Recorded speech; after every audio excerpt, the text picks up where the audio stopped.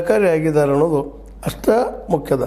ಈ ನೆಲೆಯಲ್ಲಿ ನಾವು ಇವರನ್ನು ನೋಡೋ ಜೊತೆಗೆ ಇವರು ಪಾಶ್ಚಾತ್ಯ ಒಂದು ಏನು ನಮಗೆ ಕೊಟ್ಟಂಥ ವಿದ್ವತ್ತೈತಿ ಅದರಿಂದ ಹೊರಗಿದ್ದ ಭಾರತೀಯ ವಿದ್ವತ್ತುಗಳು ಹೆಚ್ಚು ಒತ್ತು ಕೊಟ್ಟ.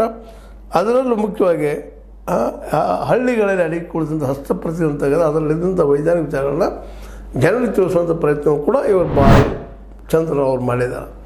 ಇವೆಲ್ಲ ಘಟನೆಗಳು ನೆನಪಿಸ್ಕೊಂಡಾಗ ನಮಗೂ ಆಶ್ಚರ್ಯ ಅನ್ನಿಸ್ತದೆ. ಅದರಲ್ಲೂ ಖಗೋಳ ವಿಜ್ಞಾನವನ್ನು ಭವಿಷ್ಯಶಾಸ್ತ್ರ ಬಿಡಿಸೋದು ಭಾಳ ಕಷ್ಟ ಇದ್ದರೆ ಅದು. ಯಾಕಂದರೆ ಯಾರು ಇವತ್ತು ನೋಡ್ರಿ ಎಲ್ಲಿ ಹೋಗ್ತೀರೋ ಹೋಗ್ರಿ, ಯಾರಾದರೂ ಭವಿಷ್ಯಶಾಸ್ತ್ರ ಹೇಳ್ತಾ ಇದ್ದರೆ ಸ್ವರೂಪ ಮಾಡಿಬಿಡ್ತಾರೆ.